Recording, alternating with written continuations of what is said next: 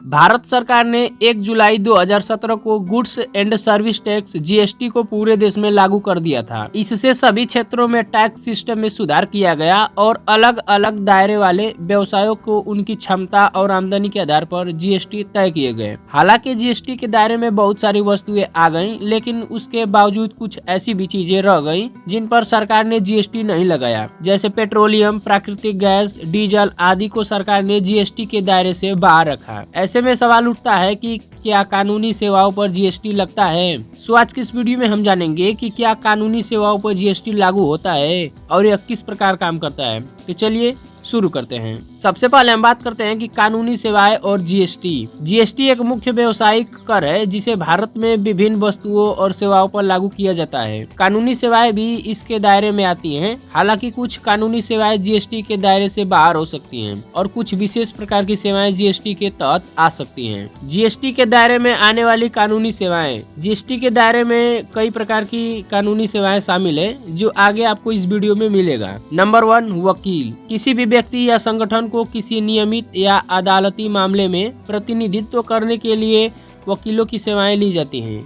यह सेवाएं जीएसटी के दायरे में शामिल होती हैं और वकालती सेवाओं पर टैक्स लागू होता है। नंबर 2, कानूनी सलाह। व्यक्तिगत या व्यावसायिक मामलों में कानूनी सलाह देने वाले व्यक्ति को उनकी सलाह के लिए वित्तीय मुआवजा मिलता है।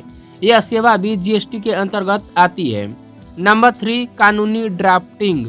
कानूनी डॉक्यूमेंट्स की तैयारी जैसे कि समझौतों, अनुबंधों और अन्य डॉक्यूमेंट्स के लिए कानूनी ड्राफ्टिंग सेवाएं भी जीएसटी के दायरे में आती हैं। नंबर 4, परामर्श और प्रतिनिधित्व। कानूनी मामलों में सलाह देने, परामर्श करने और व्यक्तिगत प्रतिनिधित्व करने की सेवाएं भी जीएसटी के तहत आती हैं। अब चलिए बात करते हैं कि कानूनी सेवाओं को जीएसटी कैसे प्रभावित करती है। जीएसटी के प्रभाव को समझने से पहले हमें इसके कार्यान्वयन को समझने की आवश्यकता है।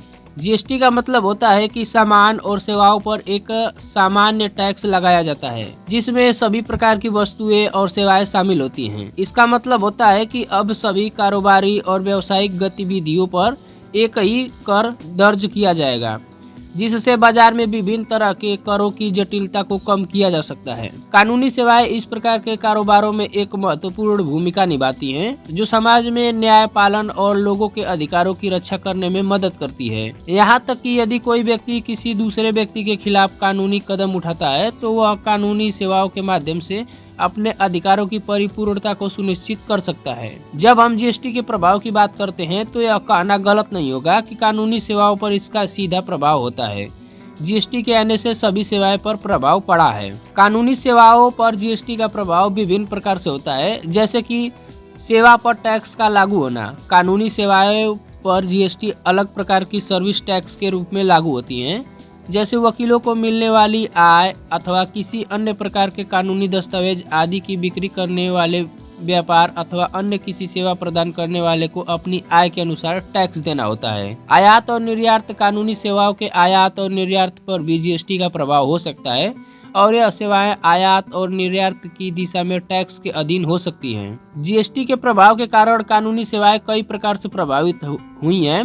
कानूनी सेवाएं जीएसटी के माध्यम से व्यापारिक और सामाजिक प्रतिष्ठान में भी सुधार कर सकती हैं, जो समाज के सामान्य विकास में महत्वपूर्ण भूमिका निभाती हैं। कानूनी सेवाएं भारतीय अर्थव्यवस्था में महत्वपूर्ण भूमिका निभाती हैं और यह व्यक्तिगत, व्यावसायिक और सामाजिक प्रक्रियाओं में मदद करती हैं। जीएसटी के तहत कानूनी सेवाओं पर टैक्स का लागू होना व्यवसाय को सेवाएं प्रदान करने और प्राप्त करने के लिए नए नियमों का पालन करने की आवश्यकता होती है। सो गाइस, तो आज की इस वीडियो में आपने जाना है कि कानूनी सेवाओं पर जीएसटी लागू होता है या नहीं और किस प्रकार से लागू होता है। अगर आपको ये वीडियो पसंद आया हो तो इसे लाइक करें, अपने फ्रेंड्स के साथ शेयर करें और चैनल पर नए हैं तो चैनल को सब्सक्राइब करें। और अगर आपके मन में कोई कन्फ्यूजन है तो आप नीचे कॉमेंट करके पूछ सकते हैं। तब तक के लिए धन्यवाद।